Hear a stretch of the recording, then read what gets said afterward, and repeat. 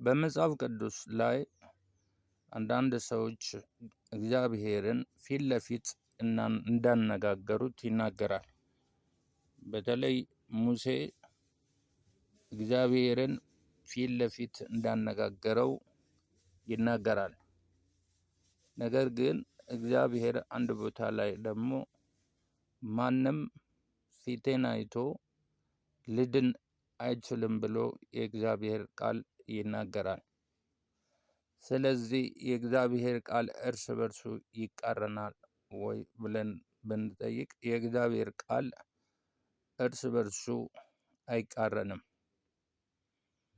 ምክንያቱም እግዚአብሔር ቀጥታ በሙላት በዙፋኑ ላይ ያለው እግዚአብሔር ዙፋኑን ማዕከል ያደረገው እግዚአብሔር እኛን ቀጥታ ሊያናግረን አይችልም። እግዚአብሔር በተለይ በአዲስ ኪዳን የሚያናግረን በልጁ በኢየሱስ ክርስቶስ በኩል ነው። ጌታችን መድኃኒታችን ኢየሱስ ክርስቶስ ሰው የሆነው ወደዚህ ምድር የመጣው እኛን በትክክል ለማናገር የቻለ ከሰው መካከል ያደረ ሰው የሆነው እግዚአብሔር ነው። እግዚአብሔር ሰው ሆኖ ከሰው ተወልዷል። በብሉይ ኪዳን ሙሴ እንደ ጓደኛ ከእግዚአብሔር ጋር ተነጋግሯል። እንዴት ነው ሙሴ እግዚአብሔርን ያነጋገረው? እግዚአብሔር ያነጋገረው እግዚአብሔር መልአኩን ልኮ ነው። በመልአኩ አማካኝነት እግዚአብሔርን ያነጋገረው እንጂ ቀጥታ እግዚአብሔር ፊት ለፊት ተገናኝቶ ከእግዚአብሔር ፊት ሆኖ እግዚአብሔርን አላናገረም። በአንድ ቦታ ላይ ደግሞ እንደዚሁ አንድ ሰው እግዚአብሔርን በመላእክት እንደተገናኘ ይናገራል። እንደገና ደግሞ ያዕቆብን እግዚአብሔር ሌሊቱን በሙሉ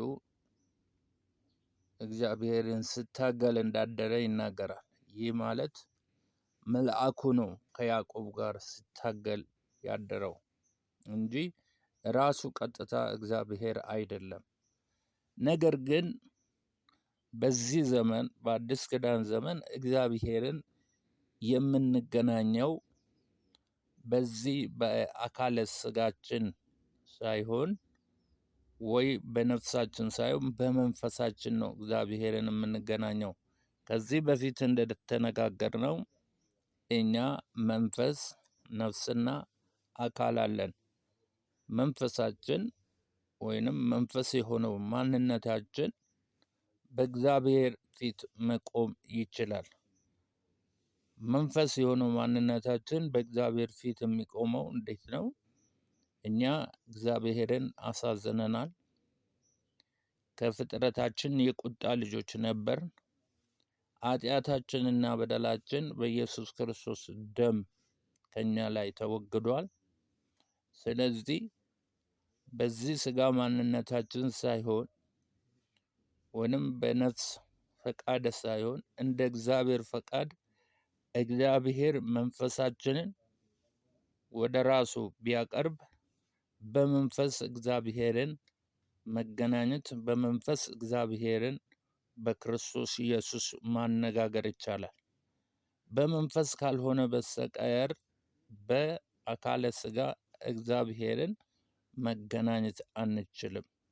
ለዚህ ነው እግዚአብሔር ብዙውን ጊዜ ሰዎች አምላካቸውን በትክክል ሊረዱት አይችሉም።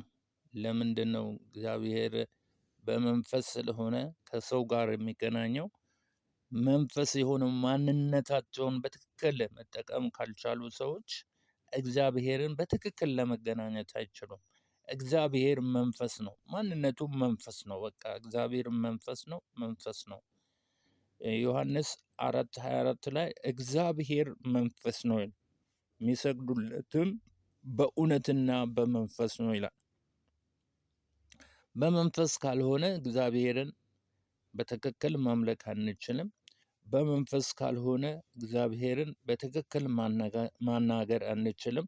በመንፈስ ካልሆነ በእግዚአብሔር ፊት ጸልየንም ጸሎታችን በትክክል ላይመለስልን ይችላል። ምክንያቱም አሁን ጸሎት ማንኛውም ሰው ጸልዮ ያገኛል።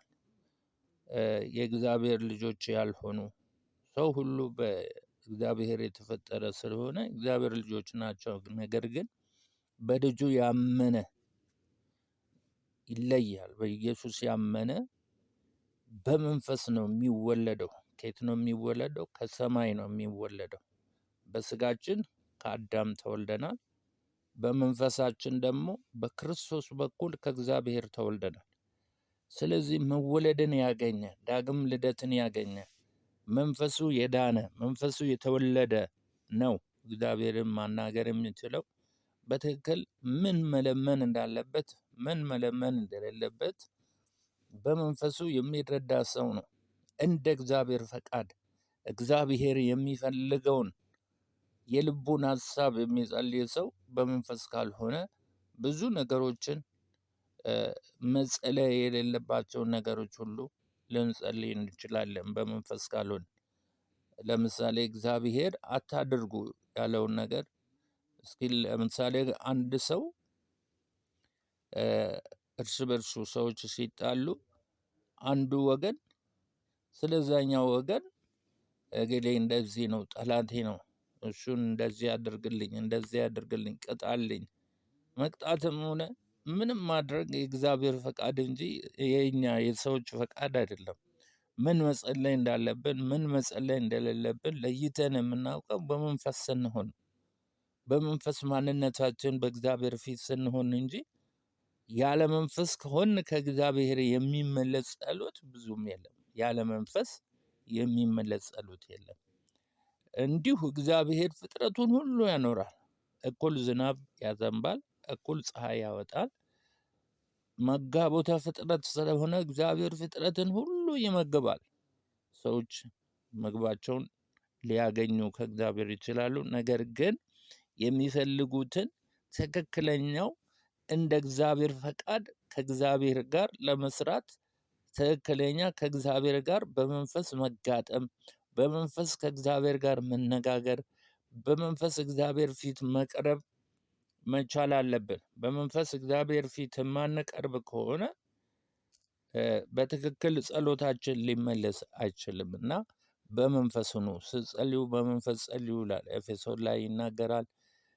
ሌላ ቦታም ብዙ ቦታ መጽሐፍ ቅዱስ በመንፈስ እንድንጸልይ ይናገራልና ውድ ወገኖች ሆይ በመንፈስ ጸልዩ። በመንፈስ መጸለይ ማለት በራሳችን መንፈስ ማንነት መንፈስ ከሆነው ከእግዚአብሔር ማንነት ጋር መገናኘትና የልባችንን ሀሳብ ለእርሱ መንገር ከእርሱም ደግሞ መቀበል ማለት ነው። ኢየሱስ ጌታ ነው። ሃሌሉያ። ብሩካን ናችሁ። ተባረኩ።